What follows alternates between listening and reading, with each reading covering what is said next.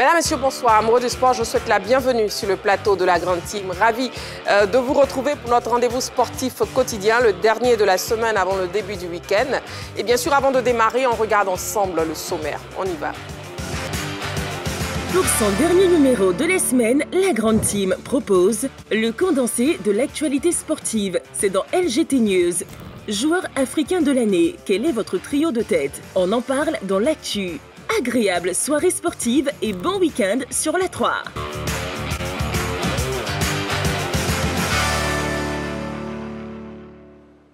Alors, on démarre notre soirée sportive, 90 minutes de direct en votre compagnie, bien sûr, amoureux du sport, toujours sur la 3, la chaîne qui vous offre 3 fois plus de sport. Ce soir, je serai donc accompagné de José Diati, bonsoir. Bonsoir Marie-Christine. Roger Stéphane, bonsoir. Bonsoir Marie-Christine. Ballot, bonsoir. Bonsoir Marie-Christine. Et bien sûr, on sera rejoint tout à l'heure par coach Alain avec la question LGT de ce soir, joueur africain de l'année. Quel est votre trio de tête? Joueur africain de l'année, quel est votre trio de tête? Le 27 21 59 93 99 pour répondre à la question et nous donner vos différents arguments ou bien la page Facebook de la 3. LGT News, c'est la rubrique où on vous donne l'essentiel de l'actualité sportive avant de débriefer bien sûr sur le plateau. Et c'est maintenant, on y va. LGT News. Basketball NBA pour commencer les dernières news de la semaine. Boston domine Détroit. En attendant les demi-finales de la NBA Cup qui se disputeront ce samedi à Las Vegas, 3 affiches sans saveur, dont celle de Boston, étaient au programme de la nuit d'hier à aujourd'hui. Les Celtics, même privés de Jason Tatum, ont facilement dominé les Pistons. En tête de la conférence Est, Boston n'a éprouvé aucune difficulté à s'imposer 123 à 99. Un 20e succès pour 5 défaites cette saison qui permet aux champions en titre de rester à Cleveland, toujours numéro 1, tout en gardant ses distances avec Orlando. Les Celtics peuvent féliciter Peyton Pritchard, auteur de 27 points en sortie de banc avec une réussite de 7 sur 15 à 3 points. MotoGP, le Brésil va accueillir un Grand Prix en 2026. Le championnat du monde MotoGP s'apprête à revenir au Brésil 20 ans après la dernière édition d'un Grand Prix organisé à Rio de Janeiro. À partir donc de 2026, les amoureux du sport mécanique ne boudront pas leur plaisir, mais c'est sur le circuit d'Ayrton Senna, en cours de rénovation à Goiânia, au sud-ouest de Brasilia, la capitale, que ce retour se fera, et ce pour une durée de 5 ans. Nous sommes impatients de revenir au Brésil. Ce pays est un acteur mondial dont nous avons toujours pensé qu'il méritait une place à notre calendrier, a commenté Carmelo Ezpeleta, PDG de Dorna Sport. Intéressons-nous à présent au judo. Le PSG sans Teddy Riner en Coupe d'Europe. Le PSG disputera la Ligue des champions de judo le 21 décembre prochain sans Teddy Riner. Le double champion olympique aux Jeux de Paris 2024 n'a toujours pas encore prolongé son contrat avec le club parisien qui a expiré en août dernier. Les deux parties sont toujours en discussion. Ils discutent notamment sur le droit à l'image de la légende du judo français, Teddy Riner, qui a pris une autre dimension, entend améliorer ses gains sur son image. À en croire des sources proches du dossier, un accord devrait être prochainement trouvé entre les parties. Mais en attendant, Riner regardera de loin la prestation de son club en Ligue des champions de judo. Football, FIF, échange fructueux entre Yacine Idriss Diallo et l'ambassadeur de la République de la Tunisie. L'ambassadeur de la République de la Tunisie, son Excellence M. Zied Saadaoui, était l'hôte du président de la Fédération ivoirienne de football hier au siège de la FIF, sise à Treichville. Une rencontre que les deux personnalités ont saisie pour échanger sur la possibilité d'un partenariat gagnant-gagnant entre les deux pays en termes de formation de jeunes et des techniciens. On les écoute dans les propos rapportés par la page officielle Facebook de la Fédération. Sachez que plusieurs joueurs ivoiriens sont maintenant dans des grandes équipes tunisiennes. Ils donnent beaucoup au football tunisien. Nous sommes très fiers de les voir jouer parmi nous. Et nous voudrons que cette expérience se renforce, que cette coopération se renforce aussi et va jusqu'aux jeunes, jusqu'aux très jeunes, pourquoi pas un programme de coopération qui couvrira plusieurs années pour former des entraîneurs, pour former des jeunes. Nous sommes très intéressés par connaître de près cette expérience ivoirienne. Donc pour nous, déjà, c'était cette opportunité d'apprendre à leur côté, de connaître leur modèle, leur organisation. Très heureux que l'ambassadeur ait lui-même ouvert cette porte, de bâtir une coopération solide avec la fédération tunisienne au travers de l'ambassadeur du ministère des Sports de Tunisie qui a donné son accord pour ce projet. Donc pour que nous puissions mettre en place un protocole d'accord qui va encadrer nos relations et qui va permettre des échanges au niveau des jeunes, garçons, filles, au niveau des techniciens, et au niveau des équipes aussi.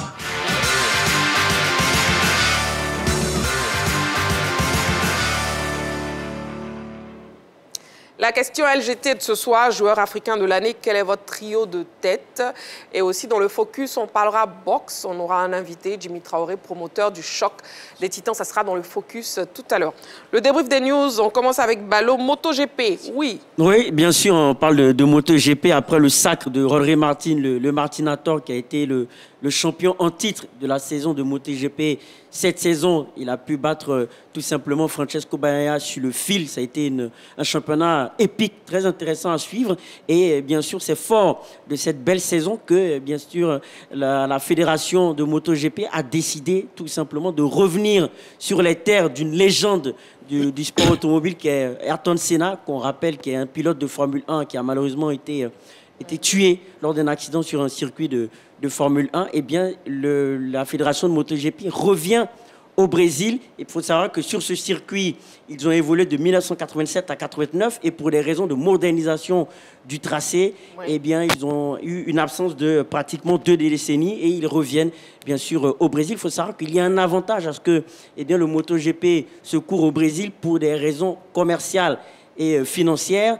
Parce que le Brésil est un gros marché aujourd'hui. Le Brésil, l'Amérique du Sud et également des pays comme l'Amérique du Nord sont des marchés clés pour la fédération de MotoGP, raison pour laquelle eh bien, ils reviennent sur cette terre-là. Il faut savoir que ça permet aussi d'avoir de nouveaux téléspectateurs, ça permet d'avoir de nouvelles audiences. Et pour faire un parallèle avec la Formule 1, il faut savoir que le Rwanda, qui est un pays africain, se porte candidat d'ailleurs pour accueillir un Grand Prix de Formule 1. Ça, c'est la grande information, c'est dire que voilà, ces sports-là permettent également de vendre des destinations, de vendre des pays. On espère aussi que, pourquoi pas, du côté de la Côte d'Ivoire, on va s'ouvrir sur le monde pour accueillir ces courses de MotoGP, voire de Formule 1, pour vendre notre pays à un nouveau public, vendre notre pays à l'international. On espère, Balo. On a hâte. Et vous on a hâte, bien sûr. Et c'est un message, bien sûr, à la Fédération ivoirienne de l'automobile pour un peu plus de marketing, un peu plus, pourquoi pas, d'infrastructure. Il faut aussi que l'État ivoirien accompagne cette fédération. Très bien. Le message est donc passé, Balo. Et puis, la fédération, une autre fédération, la Fédération ivoirienne de football, échange fructueux entre Yassine Idriss Diallo, président de la fédération, et l'ambassadeur de la République de Tunisie, José Diati. Oui, Marie-Christine, il y a 3 semaines de cela, on parlait ici d'une intense activité diplomatique au niveau de la Fédération ivoirienne de football, ce qui est un fait particulier quand même. Le président de la Fédération ivoirienne de football, depuis un mois, il s'est transformé plus ou moins en un ministre des Affaires étrangères, mais c'est tout bénéfice pour la Fédération ivoirienne de football. Déjà le 6 novembre, il recevait l'ambassadrice de la Grande-Bretagne. Rien à filtrer, mais c'était une visite de courtoisie. La dame est venue dire que c'était une visite de courtoisie et surtout féliciter la Côte d'Ivoire pour avoir gagné la CAN 2024 et sa bonne organisation. Ensuite, le 21 novembre, c'est-à-dire une semaine après, le président de la fédération recevait l'ambassadeur d'Égypte en Côte d'Ivoire. Et cette fois ici, bon, la voix officielle parlait d'un cadre bien approprié pour essayer de voir comment est-ce que les deux équipes, l'Égypte et la Côte d'Ivoire pouvaient organiser en fait les matchs de poule de la Ligue des Champions, puisque Al-Ahly vient jouer ici. C'était pour voir un peu dans quel cadre les deux pays allaient s'organiser pour pouvoir mieux gérer cette compétition. Et pas plus tard qu'hier, le 12 décembre, encore le président de la Fédération ivoirienne de football qui reçoit l'ambassadeur de Tunisie. Et cette fois, c'est un accord entre la FIF et la Fédération tunisienne de football qui parle d'encadrement des jeunes et puis surtout de formation des techniciens. Bon, il faut dire qu'avant, on avait surtout coutume de voir des partenariats entre les fédérations au niveau de l'arbitrage. Surtout, on a vu les Burkinabés venir arbitrer ici des matchs de Coupe nationale. Mais aujourd'hui, le président de la Fédération ivoirienne de football a pris une autre dimension au niveau de la diplomatie sportive. Et j'ai eu un échange même avec lui cet après-midi, mais sur un autre sujet d'aventure. Au moment où j'ai voulu lui poser cette question, mais malheureusement, il était pris par le temps, mais ça ne saurait tarder. En tout cas, c'est une bonne initiative du président de la Fédération ivoirienne de football. Très bien. Et que moi, je vais mettre, en plus de son titre de président de la Fédération ivoirienne, je vais mettre devant son excellence, monsieur le président de la Fédération ivoirienne de football. Parce qu'en un mois déjà, il reçoit 3 ambassadeurs. Félicitations, monsieur le président. Un peu plus, parce qu'il a reçu l'ambassadrice des États-Unis. Également. Également. Il a aussi reçu. Encore, voilà. Oui, non, je voulais juste féliciter également le président Idriss Diallo pour tout ce travail diplomatique qui est en train d'être fait au niveau de la Fédération ivoirienne de football. Oui, c'est vrai que depuis notre victoire à la Coupe d'Afrique des Nations de football, en termes d'organisation, en termes de mobilisation, le football ivoirien a connu un réel succès. Il y a une saine émulation autour de notre football, ce qui explique d'ailleurs que tous ces ambassadeurs viennent nous féliciter et pour certains s'inspirer du modèle ivoirien par rapport à cette compétition. Et le président Idriss Diallo le sait très très bien, donc bravo à lui. Maintenant, on parle d'un protocole d'accord qui va tenir compte de l'encadrement des jeunes, de la formation des techniciens. Il a même parlé des équipes, etc. etc. On attend de voir. Mais je dis, sur l'affaire de la Tunisie, je ne suis pas surpris parce qu'il faut savoir qu'il y a une belle réussite footballistique tunisienne en Côte d'Ivoire à travers l'équipe du Football Club de San Pedro. Le Football Club de San Pedro est l'un des meilleurs clubs ivoiriens qui est dirigé par des Tunisiens. Donc oui, au-delà de cet aspect, j'ai même vu un passage sur le compte rendu du site de la Fédération qui disait que l'ambassadeur allait inciter davantage des hommes d'affaires tunisiens à faire sur le modèle du Football Club de San Pedro et à élargir davantage le modèle du Football Club de San Pedro. Donc c'est une très belle chose. C'est une très belle chose. Coopération entre la Fédération ivoirienne et la Fédération tunisienne. Le football ivoirien peut apporter beaucoup au football tunisien. Le football tunisien peut apporter beaucoup au football ivoirien. Le président Idriss a donné l'exemple du football tunisien qui participe régulièrement à la Coupe du monde de football. C'est un exemple à suivre. Donc, bravo. Visite diplomatique, échanges cordiaux, projet à venir. On attend de voir exactement le contenu et la faisabilité de tout ça. Mais pour l'instant, on ne peut que se féliciter de ce travail diplomatique effectué par Idriss Diallo, le président de la Fédération ivoirienne de football. Président de la Fédération ivoirienne de football. Balo, un mot, oui, sur ces rapports diplomatiques. Oui, c'est tout à féliciter. Je parlais tout à l'heure d'ouverture sur le monde et je pense que oui, cela s'inscrit dans une ouverture vers le monde, mais surtout dans une coopération vers laquelle la Tunisie pourra apporter son expertise au football ivoirien. Et je pense que c'est une très très bonne chose. C'est une belle initiative de la part de notre président de la Fédération ivoirienne de football qui concourt à la modernisation de notre football, de notre sport en général. Donc oui, c'est une bonne chose. Il faut rappeler aussi que ce n'est pas un hasard, parce que le Maghreb, avec la Tunisie, le Maroc et l'Égypte, sont des modèles du genre en ce qui concerne le développement du sport et du football en général. Donc c'est une bonne nouvelle. Il est l'heure du focus, on y va.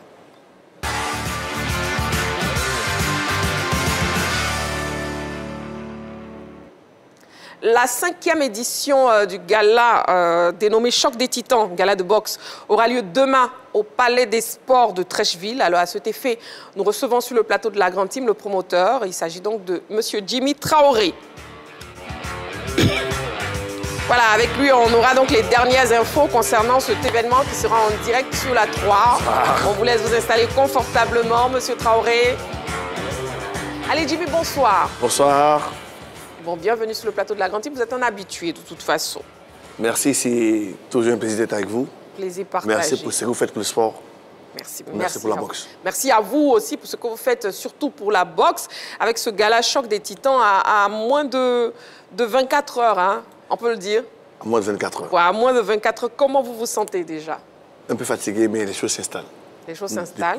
Depuis jeudi, nous avons eu accès au Palais des Sports de Trècheville pour installer le matériel. Et aujourd'hui, nous sommes très contents. Le ring est déjà posé. La sonnette est là. Les lumières sont là. Franchement, le boulot est en train de s'installer. Nous sommes très contents. Les athlètes sont là. Le principal, c'est eux. Depuis grâce à notre partenariat avec Air Côte d'Ivoire, ils ont tous déferlé chez Abidjan, du Nigeria, du Mali, du Sénégal, du Bénin, du Niger, même de Bouaké, ils sont venus par Air Côte d'Ivoire pour participer au Choc des Titans. Voilà, donc nous sommes là. Depuis là, je ne parle pas, vous continuez encore. C'est quelle publicité ça? Non, c'est pas... Vous allez passer à la caisse après. D'accord. Alors, vous nous rassurez hein, sur le plan organisationnel, tout est fin prêt. Tout est fin prêt. Tout est fin prêt. Tout le monde est là, les athlètes sont là, l'équipement est là. Vous avez vu la salle aujourd'hui. Depuis 48 ans, nous sommes attelés à faire du beau. Et à quoi on doit s'attendre? Pour le moment, c'est qu'on a vu le challenge des boxeurs du Mali, du Côte d'Ivoire. On s'attend de beaux spectacles, surtout le niveau des athlètes. Et les amateurs élites qu'on a découverts à Bouaké, à Koumansi et autres, on espère qu'ils ont fait un beau spectacle. Et puis derrière, on a essayé de créer, comme on l'a toujours dit, le projet du Las Vegas d'Abidjan. C'est sous le patron et chef de l'État, son Excellence Alassane Ouattara. À l'image du chef de l'État, il fallait qu'on soit à la hauteur. Et on espère être à la hauteur demain. Non, vous serez à la hauteur. On espère. Et donc, il y aura le show, n'est-ce pas? Le show à l'américaine. Avec des artistes. Ismaël Isaac, qui chante Lampedusa, qui chante l'immigration, qui dit aux enfants de rester à Abidjan, il y a du boulot. Et le Choc des Titans, ça va créer du boulot pour eux, ça va leur donner de nouveaux rêves. Et toujours, il a été à l'ambassade de ce projet-là. Il est encore là demain avec nous pour vibrer. Et puis bon, on espère qu'on fera de belles choses. On espère. Oui, Ballon. Bon, déjà, c'est de demander à Jimmy, déjà l'année passée, ça avait lieu au niveau de la salle annexe du Parc des Sports de Treichville. Ouais. C'est de savoir, est-ce qu'il y a un retour au niveau de la salle principale ou est-ce qu'on sera dans la continuité? On sera dans la continuité parce qu'on s'est rendu compte que dans la grande salle annexe, il y a un problème d'écho. On a un gros problème de sonorisation. Très bien. Et donc, depuis l'année dernière, par expérience, nous sommes trouvés dans la salle par hasard et nous avons aimé. C'est pour ça que nous avons continué cette salle-là. J'espère qu'on va la garder de façon continue. Roger Stéphane? 5 ans après, on a le sentiment que le Choc des Titans est monté d'un cran. Est-ce que c'est juste de dire ça? Bon, on l'a apprécié ensemble, hein, le Choc des Titans, effectivement, 5 ans après, grâce à chacun de vous, à notre communication, à notre participation, à notre dévouement, à notre envie de réussir ce projet-là. Honnêtement, si aujourd'hui son Excellence, le chef d'État nous donne le haut patronage, on estime que ça y est écho. Il s'installe. Il n'est pas aujourd'hui. La Fédération malienne a fait venir son vice-président pour participer à l'événement. Aujourd'hui, on sent que toute l'Afrique gravite autour du Choc des Titans. Et donc, on espère qu'il va encore monter. Honnêtement, pour nous... Est-ce que vous avez réellement le sentiment que ça a un impact sur la boxe ivoirienne aujourd'hui et sur les boxeurs ivoiriens? Non, pas sur la boxe ivoirienne, sur la boxe africaine. Aujourd'hui, avec le niveau qu'on a mis la boxe ivoirienne, comme pour ne pas revenir dessus, nous avons parlé des bourses de 10 000 francs CFA en son temps. Aujourd'hui, nous allons valoriser un combat à 1 million de francs CFA. C'est du jamais vu.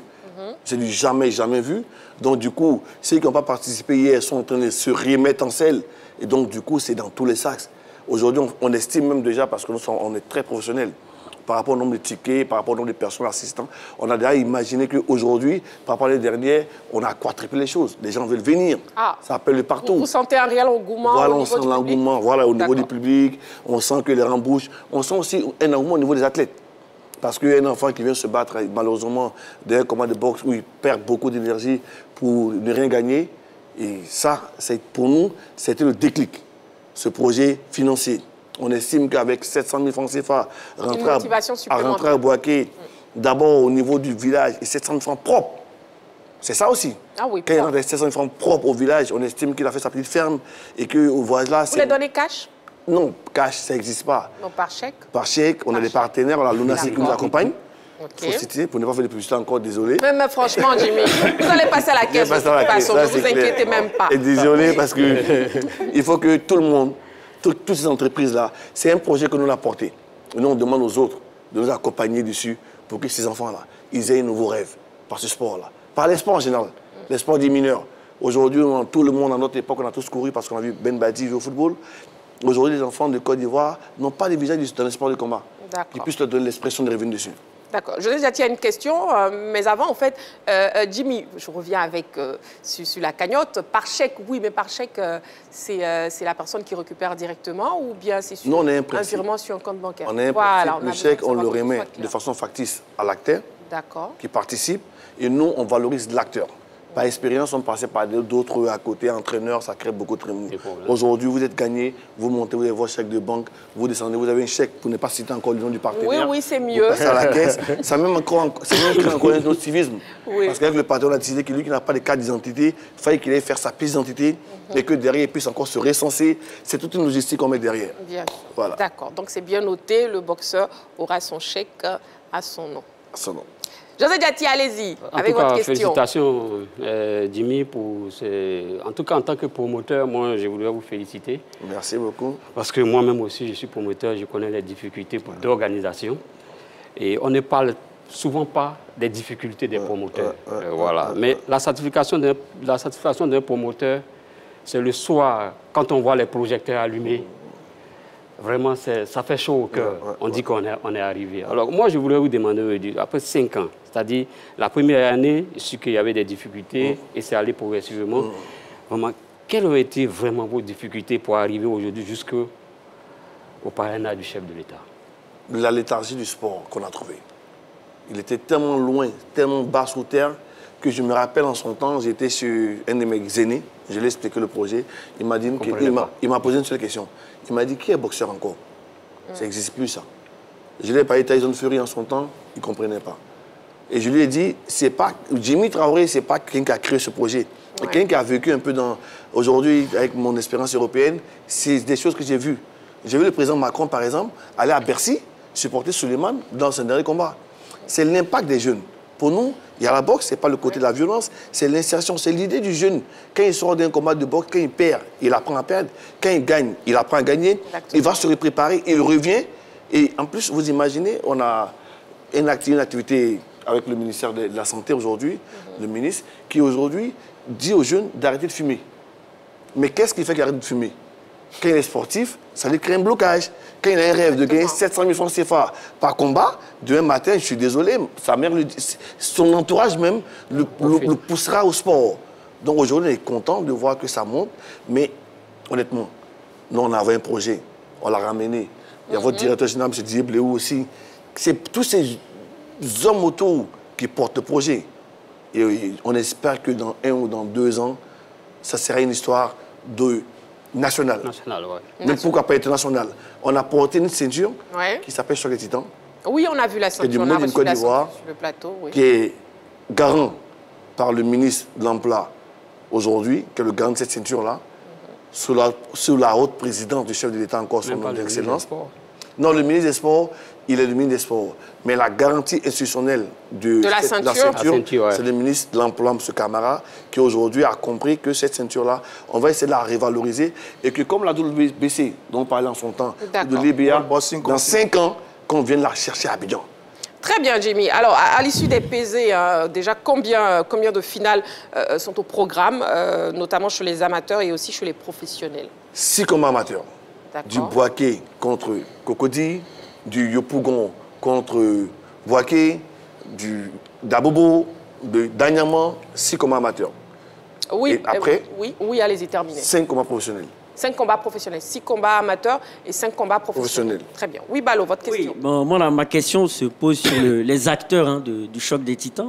Lors des premières années, on a eu des chocs, Youssouf Doumbia, Nicolas Adriel, l'Argentin. On constate que petit à petit, eh bien, ils ne font plus partie du dispositif. Bon, enfin, ils ne sont pas présents sur les combats professionnels. Qu'est-ce qui explique cette absence? Et est-ce que finalement, on aura un retour de combat international entre un boxeur ivoirien et un boxeur venu de l'étranger? Aujourd'hui, sur ce combat, on a Marcel Zao, qui est français, qui est ivoirien, mais qui vit en France. Donc, c'est le même niveau que Doumbia, qui est là pour ce combat.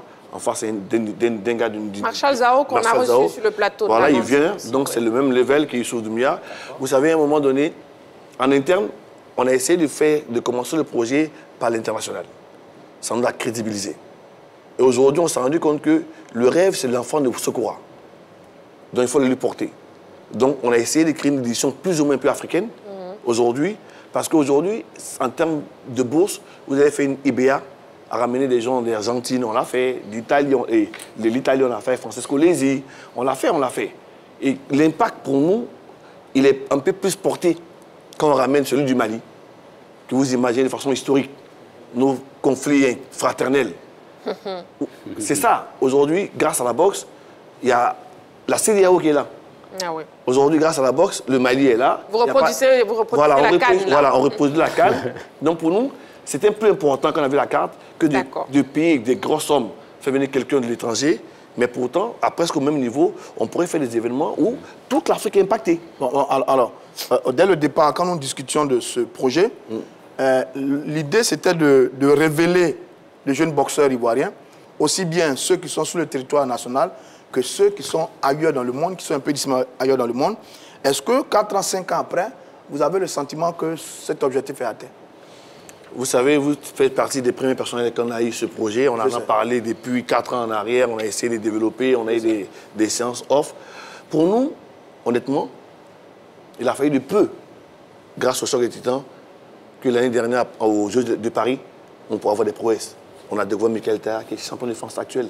On a Marcel Zao, qui est champion des Hauts-de-Seine. On a toute cette pépite-là qui sont autour. On sent aujourd'hui qu'il y a de la graine. Et on sent aujourd'hui que l'objectif, il est atteint. Mais il y a encore à faire. Il y a beaucoup encore à faire. Il faut inciter les mécènes. Il faut inciter les pouvoirs publics. Il faut inciter nos ministères. Il faut que ce projet-là, il soit un projet dans lequel il y a de la valeur ajoutée. Aujourd'hui, on était chez notre ministre des Sports, Silas Met, auquel on dit merci encore, avec les athlètes.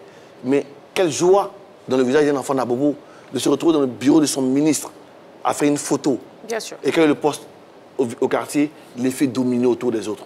Il veut le faire comme lui. Et aujourd'hui, grâce à des intelligences comme vous, je vous dis encore merci parce que vous étiez là les premiers jours, on espère, on voit ensemble l'évolution des choses. Le palais des sports, n'est pas pour parler comme vous. L'année dernière, je pense qu'on avait livré la salle à 18h. Oui, aujourd'hui, à un jour près, on a fini les installations. Donc on a évolué, il y a une amélioration. Aidez-nous à aider ces jeunes-là, ils ont besoin de vous. Et c'est très bien, le choc des titans, en tout cas, qui sera retransmis en direct sur la 3. Et puis, touchons à un volet important de l'organisation, Djimi Traoré. Sur le plan sécuritaire, est-ce que vous rassurez tout le monde? Est-ce que tout a été mis en place pour la sécurité, non seulement des boxeurs, mais surtout des participants, des gens qui viendront assister à ce grand gala de boxe? Bon, encore merci pour dire le côté sécuritaire fait partie de nos habitudes. On a la 5e édition. On a le commissariat du 2e arrondissement de Treichville qui est en face de nous, qui nous couvre le côté intérieur de l'événement.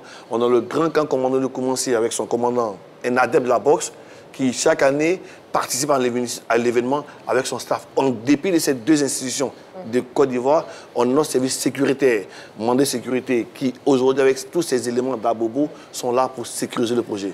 Je vais payer la facture. La facture sera très sucrée, hein. Je ne peux même pas dire salée, très sucrée. Oui, allez-y. Il faut les remercier parce qu'ils viennent par passion aussi. Hein. Vous faites, oui. Ce qui me fait sortir les mots, c'est parce qu'il y a des gens autour de nous qui viennent par passion. Je redis encore... C'est mieux, oui. Le véhicule qui nous ramène partout. D'accord, on a compris. Ils sont passionnés. Très bien compris. Maintenant, pour terminer, quel mot vous pouvez lancer justement au grand public pour faire ceux qui hésitent encore à faire le déplacement au Palais des Sports?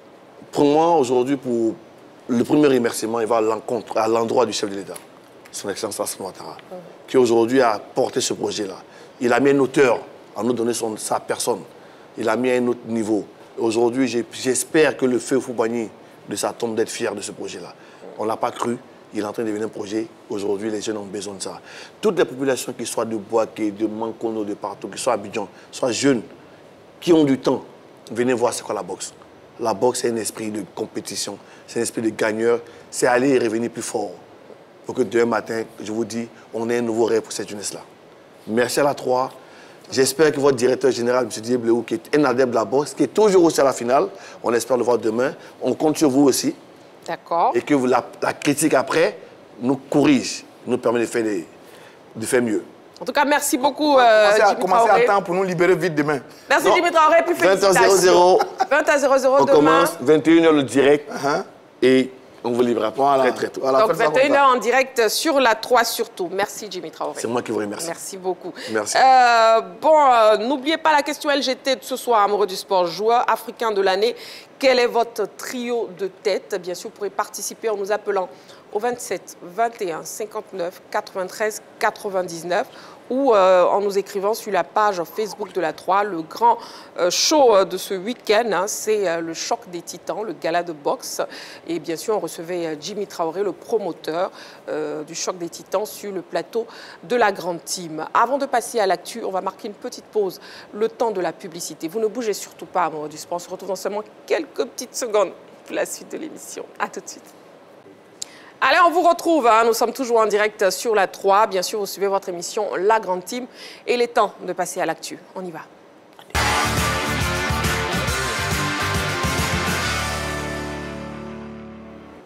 Et bien sûr, nous avons été rejoints par Coach Alain. Coach Alain, bonsoir. Bonsoir, Maki. D'accord. D'attaque pour le sujet de l'actu de ce soir. Toujours. Le week-end est proche, donc...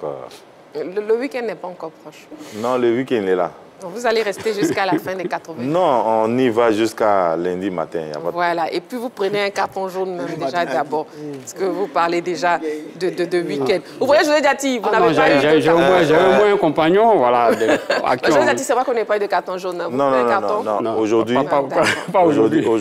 José Diati, vraiment, José Diati. est très sage. Merci. Mais bon, c'est pour l'instant. Hein. Non, j'ai pris mon carton, c'est les autres. Voilà, donc... Et puis, Balo. Oui, Balo, vous avez un carton jaune aussi.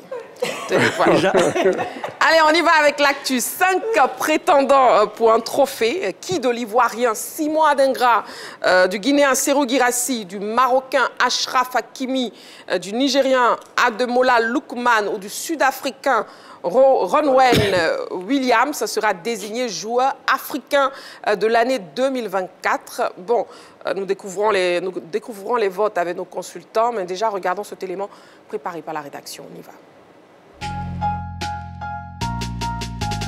Le 56e lauréat du trophée du joueur africain de l'année sera connu ce lundi 16 décembre 2024 au cours de la cérémonie des CAF Awards qui se tiendra au Palais des Congrès de Marrakech au Maroc à partir de 18h GMT. Pour conserver tout le suspense, la Confédération africaine de football a décidé de maintenir jusqu'au dernier moment la liste des 5 finalistes dévoilée le 18 novembre dernier. La Côte d'Ivoire est en lice avec Simon Adingra, vainqueur de la CAN 2023 avec les éléphants. L'ailier de Brighton est en concurrence avec Ademola Lookman, l'attaquant nigérian de l'Atalanta Bergame, Serhou Guirassy, le buteur guinéen de Borussia Dortmund, Achraf Hakimi, le latéral droit marocain du Paris Saint-Germain et Ronwen Williams, le gardien de but sud-africain du Mamelodi Sundowns. Selon le règlement du prix, ces 5 nommés ont été évalués sur la base de leurs performances individuelles et collectives dans la période du 1er janvier au 30 novembre 2024. Le jury est un panel constitué de membres de la commission technique de la CAF, de professionnels des médias, des entraîneurs et capitaines des 54 sélections africaines, puis des entraîneurs et capitaines des clubs prenant part à la phase de groupe des Coupes africaines. Qui succédera au Nigérian Victor Osimhen, sacré meilleur joueur africain de l'année 2023? Joueur africain de l'année, quel est votre trio de tête? Le 27 21 59 93 99, le téléphone de la 3 est ouvert, ou la page Facebook de la 3 toujours disponible. Vous pouvez donc nous écrire. Sur le plateau de la grande team, bon, les autres membres de la team, quel est votre trio de tête? On commence avec le trio de Coach Alain. Ben, écoutez, mon trio, il est simple. Hein. Il y a Adingra, Simon Adingra, il y a Lookman et puis Hakimi. D'accord, le trio de Coach Alain s'affiche. Donc, Simon Adingra en première position. Non, Serhou Guirassy ne fait pas partie de mon trio. Ah, d'accord, Serhou Guirassy ne fait pas partie de votre trio. Donc, on corrige rapidement. Donc, le troisième, c'est Hakimi. C'est Hakimi, Achraf Hakimi. Est-ce que vous pouvez argumenter, s'il vous plaît? Ben, écoutez, Simon Adingra, avec son club, il avait déjà montré de très bonnes choses. Et puis, arrivé à la CAN, il a confirmé, même malgré la blessure. Après, quand il est sorti de la blessure, il a confirmé. Ademola, il a été superbe avec Atlanta. Il a joué une finale des Coupes d'Europe. Et puis, il a porté le Nigeria jusqu'en finale. Et puis Hakimi, vraiment superbe Coupe du Monde, superbe avec le Paris Saint-Germain. Et puis, grâce au Maroc, la Côte d'Ivoire a pu se qualifier puis remporter la CAN. Et puis, c'est le deuxième capitaine du Paris Saint-Germain. Il faut dire que ce sont les 3 joueurs qui vraiment ont montré de très belles choses pendant cette année 2024. Donc, pour moi, le vainqueur de ce ballon d'or-là va faire partie de ces trois-là. D'accord, c'est donc le trio de coach Alain. Roger Stéphane, oui, votre trio de tête. Mon trio, c'est Ademola Lookman, Achraf Hakimi et Simon Adengra. Alors, Lookman, c'est mon choix objectif. Il a fait une superbe saison. Le palmarès en 2024, les vainqueurs de la Ligue Europa, finaliste de la Coupe d'Italie, finaliste de la Super Coupe UEFA, finaliste de la CAN 2023 et qualifié pour la CAN 2025. Sur la saison, bon, parce que si on prend un peu plus loin, c'est 42 matchs pour 16 buts, un triplé réalisé en Ligue Europa. Il a rayonné, il a brillé à mon avis, il a vraiment écrasé la concurrence. C'est mon choix objectif. Mon choix subjectif, c'est Achraf Hakimi. Bon, parce que j'aime les défenseurs. Okay. Vous savez toujours, j'aime les défenseurs. Il est vainqueur de la Coupe de France, demi-finaliste de la Ligue des Champions UEFA, 3e des Jeux Olympiques en 2024, 8e de finale, finaliste de la CAN 2023. Il est qualifié pour la CAN 2025. 36 matchs, 5 buts. C'est un joueur clé du Paris Saint-Germain. C'est un joueur clé de la sélection marocaine. Il est peut-être le meilleur latéral droit africain et l'un des meilleurs latéraux au monde. Donc oui, j'aime bien ce joueur. Il est très important. Il est précieux dans son club et en sélection. Et puis, il y a Simon Adengra. C'est mon choix affectif parce que je suis ivoirien. Je l'ai placé là. Collectivement, il est vainqueur de la CAN 2023. Oui. Il est qualifié pour la CAN 2025. Individuellement, bon, c'est saison un peu difficile quand même. Mais avec la CAN, il est le meilleur jeune de la CAN. Il a été le meilleur joueur de la finale de la CAN. Un but, 2 passes décisives. Oui, j'aime bien ce garçon. Il a une belle influence sur la sélection parce que l'un des 3 critères, l'un des 5 critères, c'est l'impact en sélection. Il a de l'impact en sélection. Donc, je l'ai mis là, c'est mon choix affectif parce que j'ai le sentiment qu'il va avoir du mal à gagner ce trophée face à Ademola Lookman. Donc, j'ai mis Lookman, Hakimi et Simon Adengra. Monsieur Diomandé Mamadou de Sipilou. Bonsoir, monsieur Diomandé Mamadou. Monsieur Diomandé Mamadou. Marie-Christine. Oui, monsieur Diomandé Mamadou, bonsoir. Bienvenue sur le plateau de la Grande Team. Oui, c'est salut, tout respect. J'ai le plateau. Voilà. Bonsoir. Et puis, on vous écoute. Quel est votre trio de tête? Joueur africain de l'année. C'est un jour béni, vendredi béni. Oui. On doit prier votre prêtre Adengra. Oui. Donc, j'ai dit, Adengra est là. Devant Lookman. Et s'il n'y a pas confiance, normalement, Adengra, il est à la tête de mon trio. D'accord. Et puis, M. Lookman qui a porté le Nigeria en finale. Et puis, Girassi qui porte le document de dépôt actuellement. Et franchement, dit, Adengra, il est le vainqueur. Inch'Allah. Et puis là. Oui, monsieur Diomandé Mamadou. On est ensemble. Toujours. Voilà. Merci beaucoup, monsieur Diomandé Mamadou, qui nous appelait. Donc, de Sipilou, il place Simon Adengra à la tête. Après il a donné Lookman et puis Girassi. Voilà. Et puis, donc, la question, j'étais joueur africain de l'année. Quel est votre trio de tête? On a eu le trio de tête de coach Alain, de Roger Stéphane. On passe au trio de tête de José Diati. Oui, mais moi, je l'ai toujours dit, le titre de meilleur joueur africain devait se jouer entre Ademola Lookman et Simon Adengra. Moi, j'ai placé Ademola Lookman en tête depuis le début. Ensuite, Simon Adengra et Serhou Girassi en 3e position. Je me suis basé simplement sur les critères qu'on demande pour être meilleur joueur africain.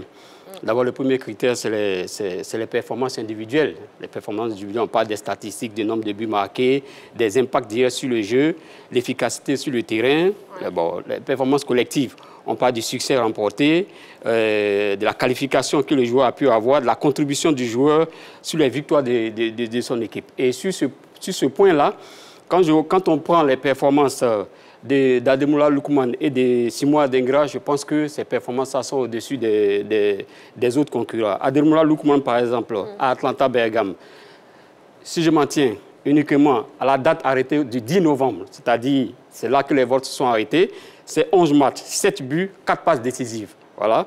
Vainqueur de l'Europa League, il a mis un triplé à la finale de l'Europa League. Il fait partie de l'équipe titre de la CAN 2023. En Ligue des Champions, c'est 5 matchs, 3 buts, 1 passe décisive. Pendant la CAN, 7 matchs, 3 buts, 1 passe décisive. Donc, Ademola Lookman, pour moi, il passe un peu au-dessus de Simon Adengra qui, lui, En 9 matchs, il marque un but, une passe décisive en club. Il a 2 passes décisives effectivement pendant la CAN en sélection, meilleur jeune de la CAN et puis vainqueur de la CAN. Donc quand on remarque bien, au niveau des performances individuelles, Ademola Lookman a un léger avantage sur Simon Adingra. Je pense que c'est ça qui va un peu faire la différence. Quant à Serhou Guirassy, il pète la forme vraiment au niveau de son club. Mais en sélection, c'est ce qui peut lui faire défaut. Parce que dans son club, au Borussia, c'est 9 matchs, 6 buts, une passe décisive. Mais à la CAN, il a joué 3 matchs, il n'a aucune passe décisive et 0 but. Donc, pour moi, au vu de ses performances individuelles de Serhou Guirassy, il ne peut, Adingra ayant des performances individuelles accompagnées des performances collectives, je pense qu'il vient un peu en dessous d'Adingra.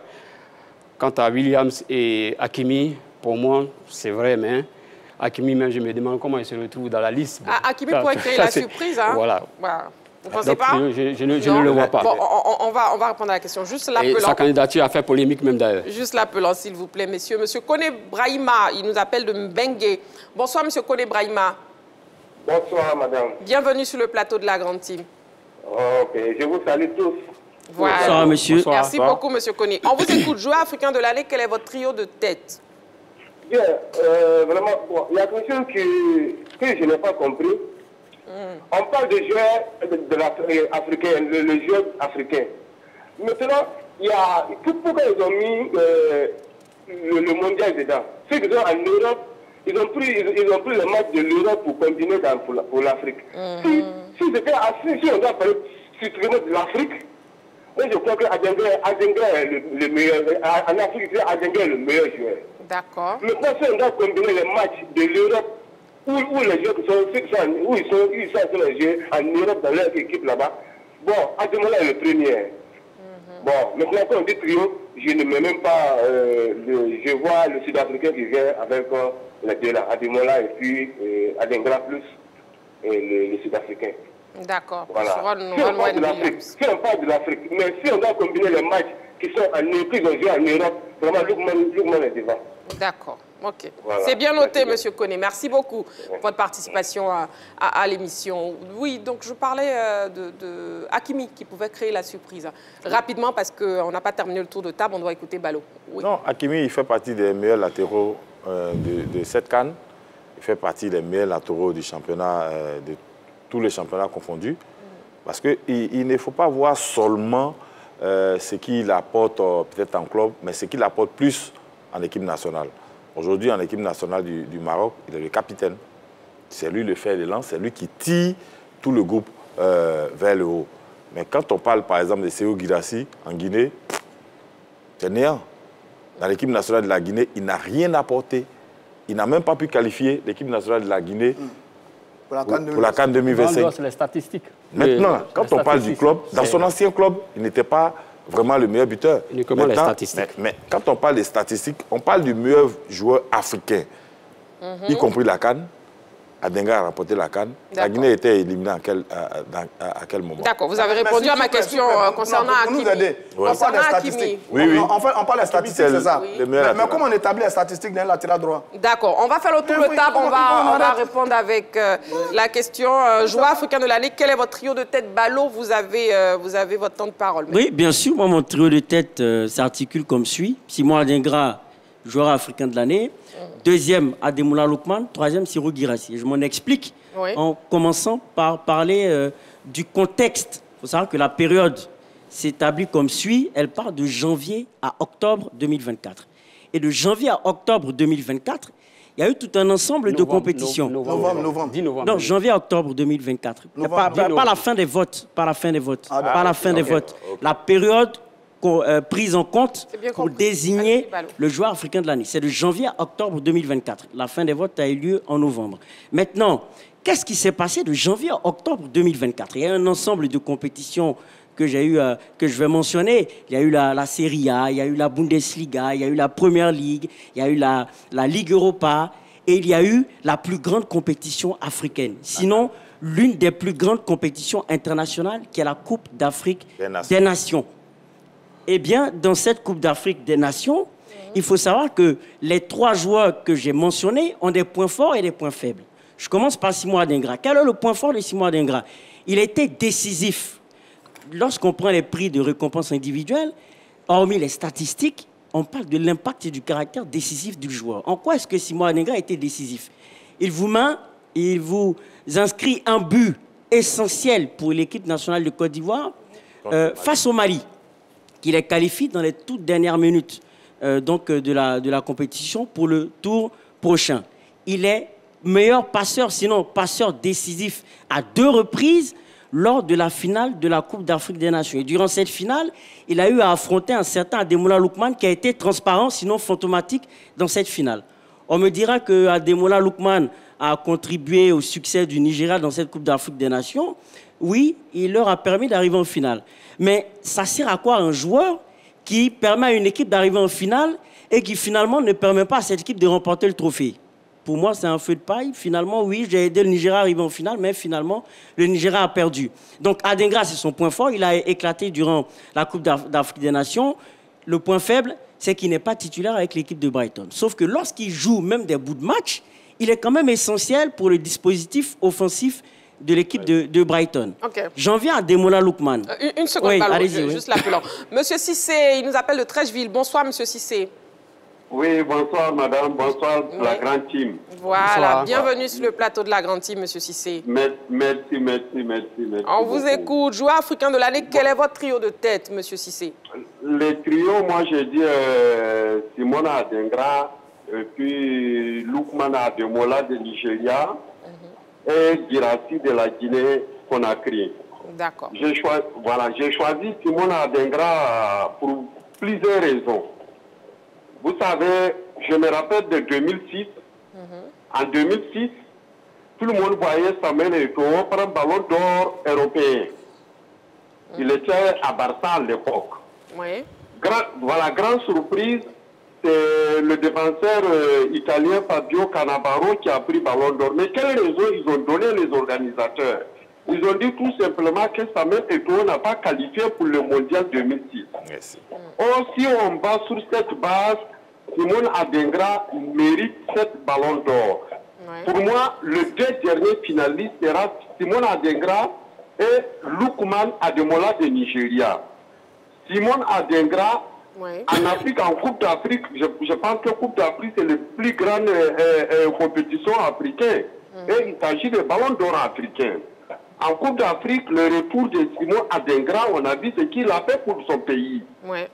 Et j'ai même écouté les organisateurs avant-hier sur Canal, ils parlent de titres individuels. Quand on parle d'individuel, c'est que Simon Adingra, il mérite cette canne. Et n'oublie pas, en finale de Coupe d'Afrique, c'est Simon Adingra qui nous a permis de marquer le 2 buts. En finale de cette canne qui vient de passer, c'est Simon Adingra qui nous a permis de marquer le 2 buts. Très bien. Parce qu'il a fait le 2 passes décisives. Exactement. Ça compte. Voilà, ça compte. Exactement, oui. Voilà. Et après cette canne, à chaque match de Simon Adingra en équipe nationale, il n'a jamais fait un faux match. Donc pour moi, on attend voir les lundis 16 pour voir ce qu'ils vont décider. Mais pour moi, le premier sera Simon Adingra et le deuxième sera Lookman Ademola de Nigeria. D'accord. Et le troisième, Girassi. Le troisième, c'est Girassi, puisque c'est bien compris. À partir de janvier à novembre.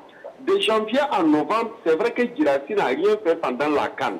Mais après la CAN, vous voyez que Girassi a passé d'un petit clic de faire qualifier son équipe au Maroc.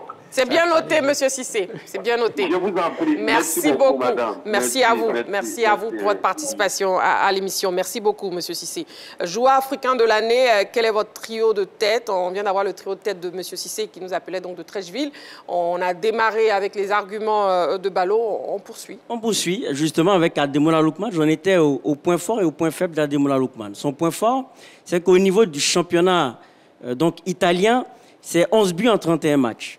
En tout, toute compétition confondue, c'est-à-dire Serie A plus Coupe d'Italie, il en est à 13 buts, toute compétition confondue. Ça, c'est son point fort avec le triplé qu'il a inscrit lors de la finale de la Ligue Europa. Ça, c'est son point fort, mais son point faible, malheureusement, c'est que c'est un perdant à l'échelle africaine. Oui, c'est un perdant à l'échelle africaine parce que, oui, il n'a pas été capable de permettre à son pays, le Nigeria, de remporter la plus grande compétition africaine organisée par la Confédération africaine de football. J'en viens à Serhou Guirassy, lui qui statistiquement est au-dessus des deux autres, parce que oui, avec Stuttgart, c'est 28 buts en 28 matchs en championnat, 30 buts toutes compétitions confondues. Sauf que là encore, son défaut, c'est la Coupe d'Afrique des Nations. Il était quart de finaliste face à la République démocratique du Congo et 0 but inscrit lors de cette Coupe d'Afrique des Nations. Et je termine mon propos par les critères. Dans les critères, on a les performances nationales et internationales. Au plan national, on voit bien que Simon Adingra a plus d'impact que les deux autres.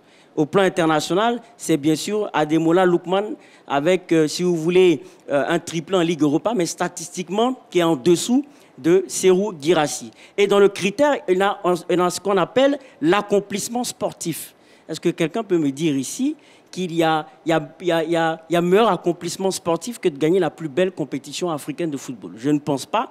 Donc, raison pour laquelle moi j'estime que Simon Adingra doit être le joueur africain de l'année, puisqu'il y a une autre logique. L'équipe de l'année sera l'équipe nationale de Côte d'Ivoire. Et dans la logique, dans l'équipe de l'année, eh bien, on doit trouver le joueur de l'année. Mais est-ce que ses performances en club ne jouent pas en sa défaveur? Justement, les performances en club jouent en sa défaveur, c'est ce dont j'ai parlé. Mais souvenez-vous qu'en 2015, Yaya Touré, qui permet à l'équipe nationale de Côte d'Ivoire de remporter la CAN 2015, n'avait pas de meilleurs stats avec Manchester City.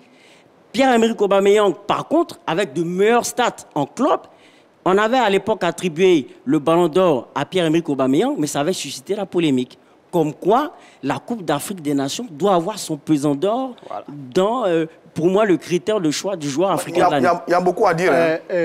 Oui, José Diassi, allez-y. Voilà. Oui, Ballot joue un peu les équilibristes parce que sa chute, j'aime bien sa chute. Parce que on parle, effectivement, c'est un débat de fond qui doit être mené.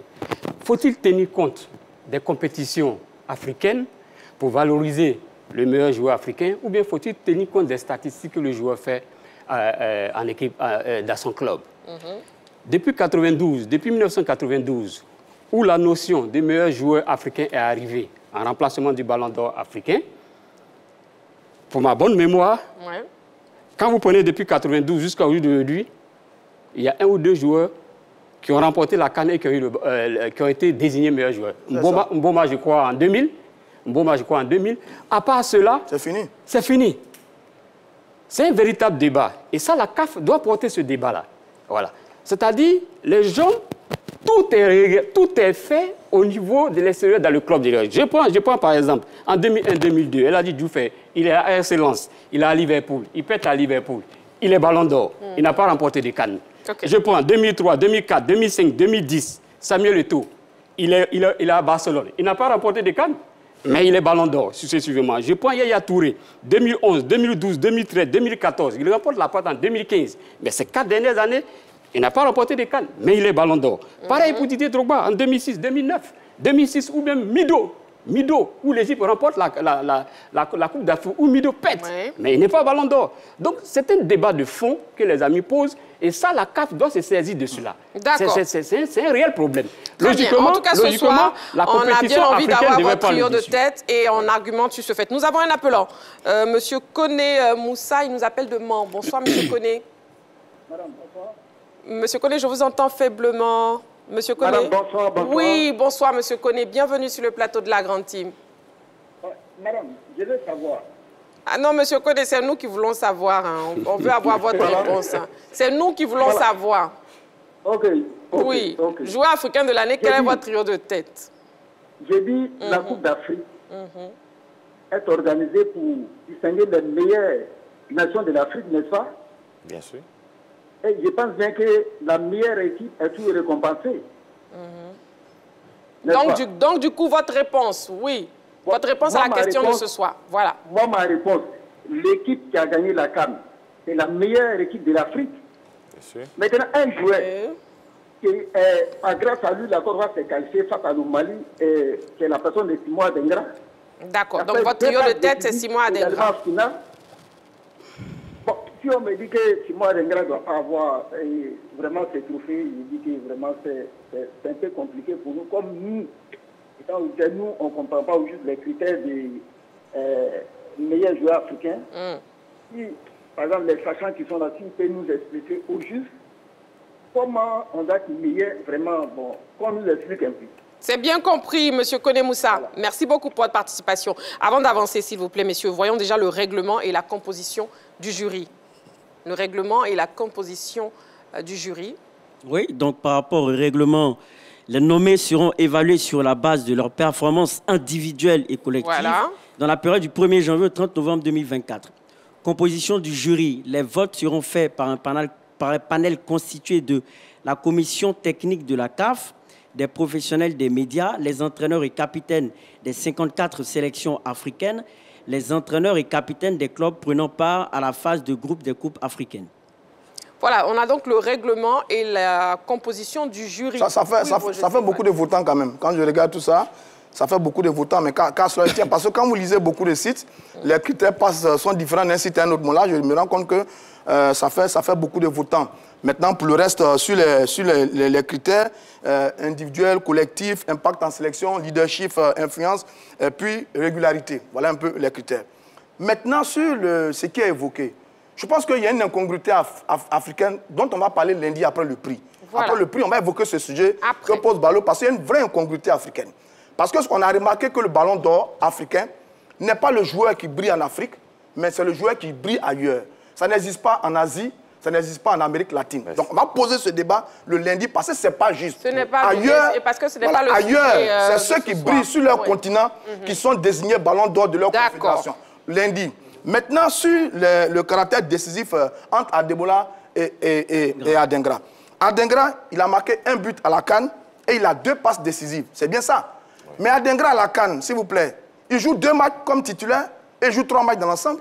Il a joué 3 matchs, dont 2 titulaires, sur 7 matchs à la Coupe d'Afrique. Mais dis, on ne va pas prendre 2 matchs pour donner ballon d'or à quelqu'un quand même. Contrairement à Adebola. Lookman, il a été passeur contre la Guinée équatoriale, 1-1. En 8e de finale, il a mis doublé contre le Cameroun, 2-0. Il qualifie le Cameroun. En quart de finale, il marque le but contre l'Angola. Il qualifie le Nigeria. En quart de finale, il met le but contre l'Angola qui qualifie l'équipe du Nigeria. Il est décisif à la CAN. En plus, il est vice-champion de la CAN. Et il a marqué 3 buts à la CAN. Et il a joué 7 matchs. Tous les matchs de la compétition. Si vous allez en Europe, il met un triplé en finale d'une coupe européenne. Mais il est décisif. Regardez son ratio par rapport à ce qu'il fait et regardez le ratio de Adengra. Moi, le sujet m'embête un peu parce qu'Adengra, c'est un Ivoirien. Mais Adengra, c'est 3 matchs à la Coupe de l'Afrique des Nations, dont 2 en tant que titulaire. Mais quand même, messieurs, on a eu vos différents arguments. Oui, coach Alain. Non, moi, je ne parle même pas du cas d'Adengra ni d'Ademola. Moi, ce qui m'intrigue un peu, c'est la position de, comment il s'appelle, Guirassy. D'accord. Moi, c'est la position de Guirassy. Vous êtes déjà exprimé sur... Oui, non, parce qu'on ne peut pas prendre un joueur qui n'arrive pas à qualifier sa nation pour une coupe africaine et le comparer à ceux qui arrivent à qualifier leur nation pour une coupe africaine. Très bien, c'est bien compris, messieurs. Joueur africain de l'année, quel est votre trio de tête? On a tous eu votre trio de tête avec vos arguments. Écoutons maintenant l'avis du public sportif ivoirien. On y va. Le trio en tête pour moi, à cause de la patrie, bien sûr, je mettrais bien sûr mon frère Adengra en première position. Et il a fait une performance durant la CAN et aussi en club il ne se débrouille pas mal. En deuxième position, je vais mettre le Nigérian Lookman. Voilà. En club, il fait beaucoup. Et en dernière position, troisième position bien sûr, je vais mettre le gardien de but au niveau de l'Afrique du Sud. Durant la CAN, il nous a montré au niveau des pénaltys, au niveau des arrêts, il nous a montré une grande performance. Mon trio en tête, il y a Simon Adengra. En deuxième position, je vois Guirassy. Et en première position, Lookman. Lookman parce qu'il fait une très belle saison.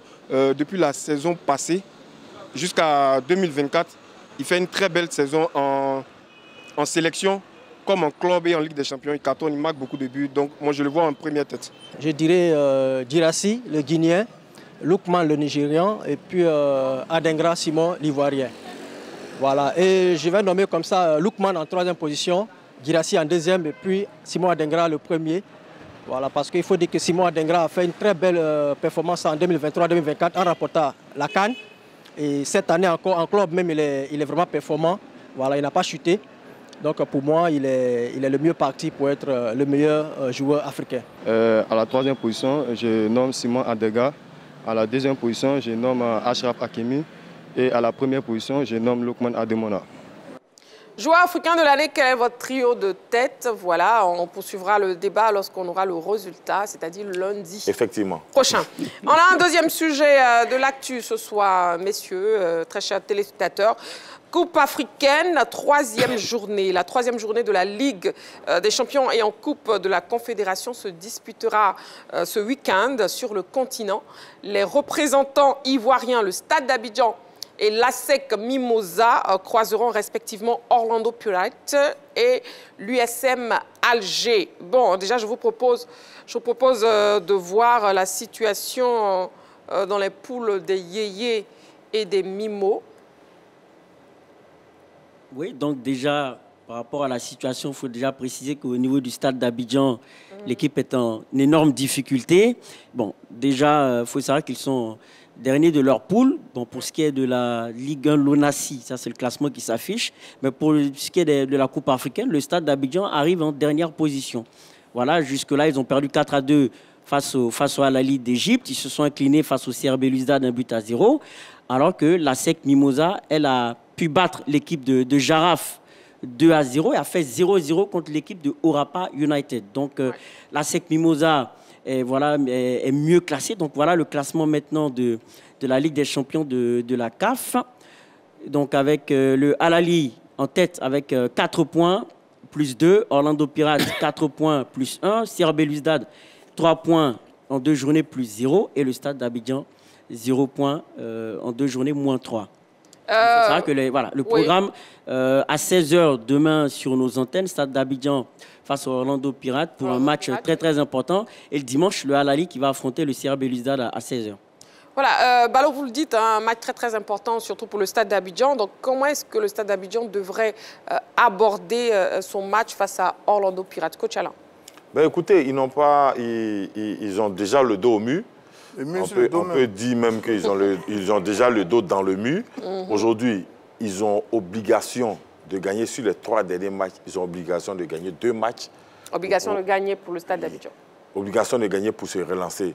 Maintenant, l'adversaire qui vient, c'est un adversaire qui a déjà 4 points, qui va venir dans un premier temps pour chercher à jouer le match nul et puis procéder par contre-attaque ou bien attaque rapide pour chercher une victoire.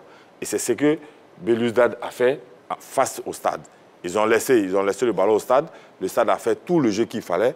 Et quand les joueurs ont été épuisés, ils ont procédé par derrière, contre-attaque, attaque rapide, et puis ils ont placé un but.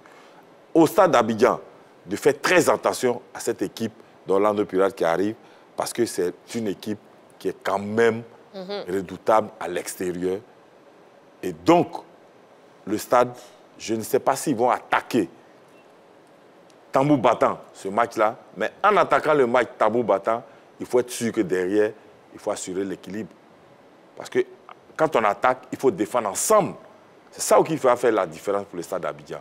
Maintenant, ils ne sont pas concrets devant le but. Donc au Stade, il faut mettre tout ce qu'ils peuvent mettre en avant pour pouvoir gagner ce match. Donc l'entraîneur devrait revoir son dispositif. À lui de voir les hommes en forme du moment pour pouvoir gagner ce match. Oui, ok. Djati. Oui, bon, on en parlait ici, je crois, la semaine dernière. Pour moi, le Stade, c'est maintenant que le Stade a la pression. Voilà. C'est maintenant qu'on peut parler du Stade à la pression.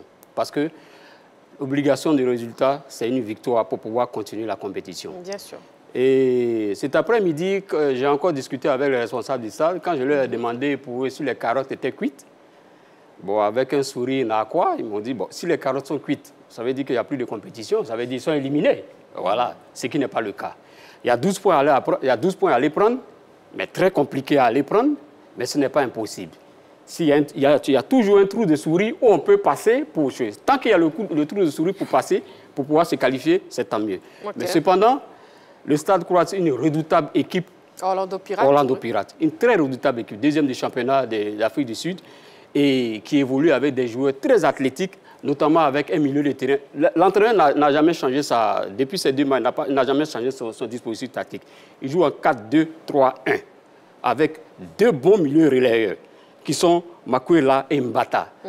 Ces hommes-là, s'ils sont muselés, le stade a la possibilité, il faut que le stade gagne la bataille du milieu de terrain, parce que c'est là leur force. Voilà. Donc, le stade a obligation d'aller chercher un résultat qui est la victoire. Il n'y a même pas de match nul à aller chercher, qui est la victoire pour pouvoir se relancer.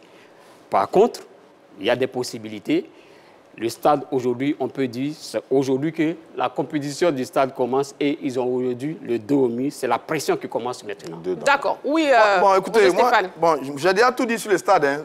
Donc, moi, je regarde, j'attends que les faits viennent confirmer ce que j'avais dit très tôt concernant le stade dans cette compétition. Donc, j'attends. Mais c'est bien de jouer la Ligue des Champions. Maintenant, ce que le stade peut faire, c'est de sauver l'honneur. C'est tout ce qu'il nous reste à faire, c'est de sauver l'honneur. Parce que la qualification, elle est tout à fait compromise.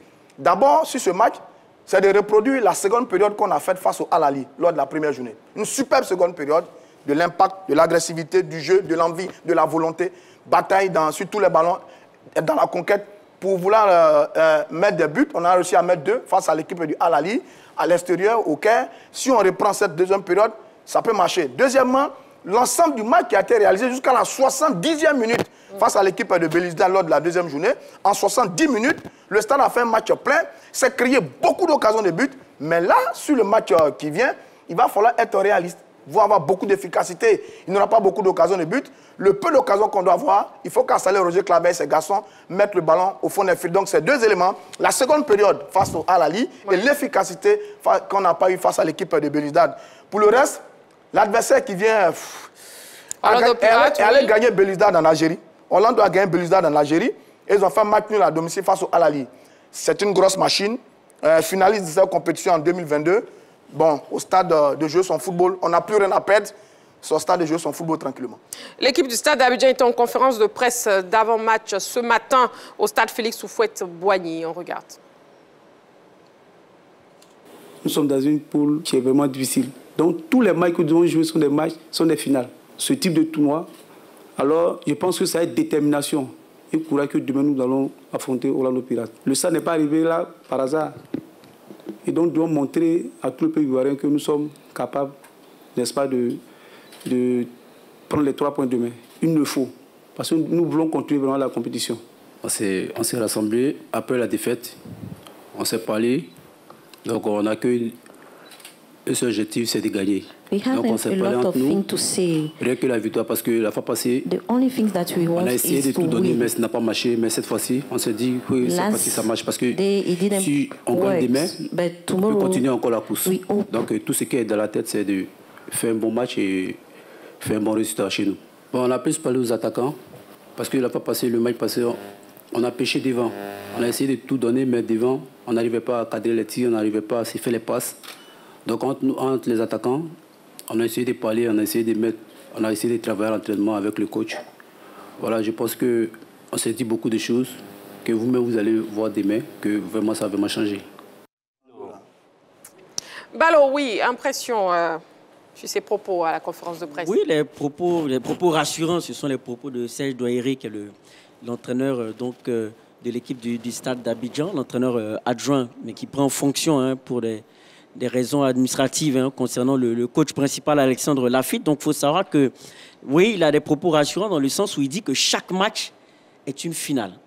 En tout cas, pour ce que j'ai pu constater de mon poste commentateur face au CR Belouizdad, c'est que l'équipe du stade d'Abidjan a montré de la combativité. Et vous savez que lorsqu'on a de la combativité, ça aide notamment dans les compétitions africaines, dans les grandes compétitions.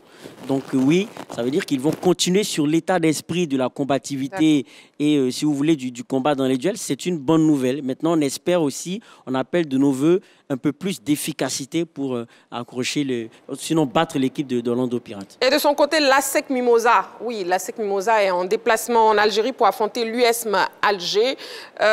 Bon, que devrait être l'objectif pour les Mimos? Gagner, bien sûr. Coach Alain. Gagner ou bien limiter les dégâts, n'est pas perdre là-bas. Parce qu'aujourd'hui, une équipe de l'ASEC qui va hors de son Jardin, comme on appelle le Félicia, ne doit pas perdre un match à l'extérieur. Le plus difficile dans cette compétition, c'est de ne pas perdre à l'extérieur. Mais est-ce que la SEC a le coffre face à l'US Alger? Ben, écoutez, la SEC a toujours eu le coffre face à l'US Alger. Maintenant, est-ce que ces joueurs-là pourront vraiment résister à la fougue des Algériens? Attendons de voir. Mais au moins, ils ont déjà 4 points. Je pense que les deux prétendants dans cette poule, c'est l'US Alger et puis la SEC Mimosa. Donc le vainqueur, c'est normal, le vainqueur va passer premier et puis après l'autre va passer deuxième. Mais les deux autres vont toujours suivre. Mais la SEC pourra quand même négocier un match nul là-bas. D'accord. Nous terminons cette page d'actu avec le point de la Ligue 1 ivoirienne dans la 14e journée qui s'est achevée cet après-midi. Donc voyons les résultats et le classement. Oui, donc le Stella a battu la SOA 2-1. La FAD s'est inclinée, ça c'est une grande surprise puisque c'est le leader 3-2 face au Sol FC. Iska a battu l'AS d'Anguélé 1-0. Le Racing Club s'est incliné face au FC Sombelo 3-0. Un but partout entre CO Korogo et le FC Mouna. 0-0 entre le FC Oza et le Lys de Sassandra. Il faut noter que 2 matchs ont été reportés. Le Stade d'Abidjan qui évolue en Ligue des Champions et la SEC Mimosa en Coupe CAF. Et le leader qui est tombé, la FAD, Roger Stéphane. Oui, c'est la première défaite de la FAD de cette saison. On attendait tous d'ailleurs quelle est l'équipe qui allait réussir à battre la FAD cette saison. Eh bien, ça a été fait par la formation de Sol FC. Un match avec un film assez particulier quand même. À quelques microns de la fin du match, la FAD menait 2-1. Il y a eu une interruption. Et dès qu'on a repris le match, en 5 minutes, Sol FC a mis 2 buts et s'est imposé finalement 3-2 face à l'équipe de la FAD. La FAD, c'est 13 matchs, 9 victoires, 3 nuls. Et la toute première défaite, bon, elle est arrivée. On va aller à la suite de la compétition, mais les Afadistes restent encore les grands leaders de cette compétition. Et bravo à Sol FC qui réussit un grand coup en s'imposant face à une équipe qui a quasiment battu toutes les grandes formations depuis le début de la saison. Exactement. LGT News bis, c'est maintenant. On y va.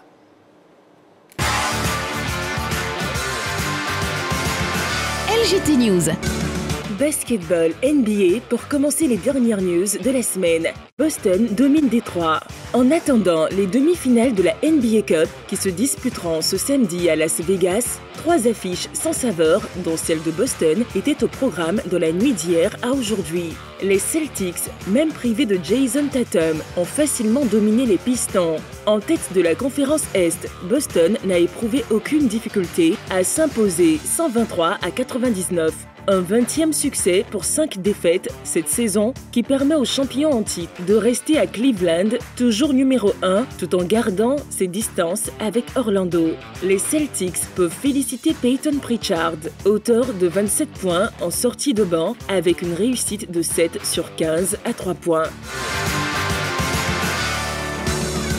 MotoGP, le Brésil va accueillir un Grand Prix en 2026. Le championnat du monde MotoGP s'apprête à revenir au Brésil 20 ans après la dernière édition d'un Grand Prix organisé à Rio de Janeiro. À partir donc de 2026, les amoureux du sport mécanique ne bouderont pas leur plaisir, mais c'est sur le circuit d'Ayrton Senna, en cours de rénovation à Goiânia, au sud-ouest de Brasilia, la capitale, que ce retour se fera, et ce pour une durée de 5 ans. Nous sommes impatients de revenir au Brésil. Ce pays est un acteur mondial dont nous avons toujours pensé qu'il méritait une place à notre calendrier, a commenté Carmelo Ezpeleta, PDG de Dorna Sport. Intéressons-nous à présent au judo. Le PSG sans Teddy Riner en Coupe d'Europe.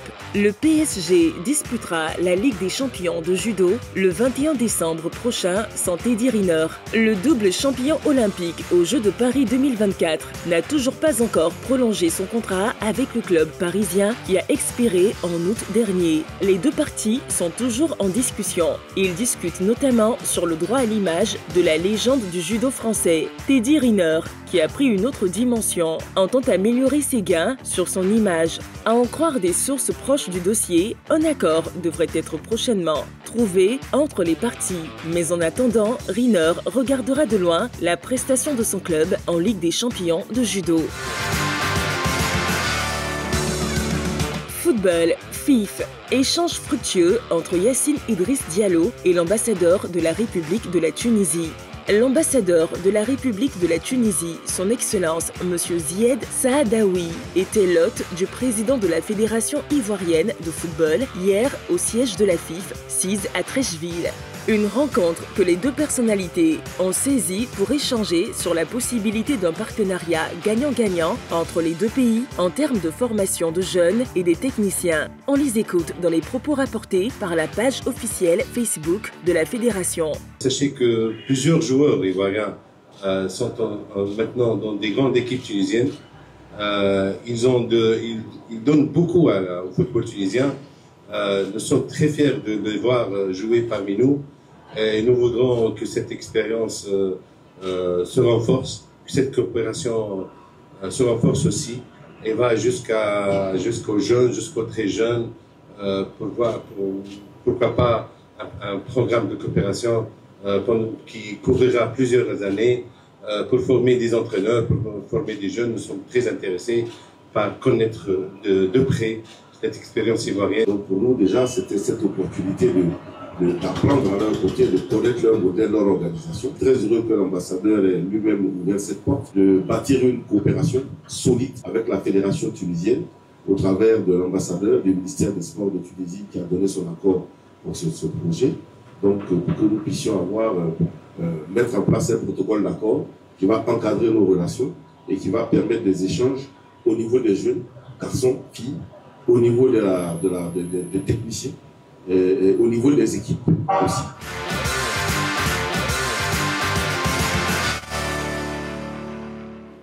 Voilà, allez, c'est la fin de la grande team de ce soir, de cette semaine même d'ailleurs, avant le début du week-end. On vous souhaite un agréable week-end. Merci beaucoup, messieurs.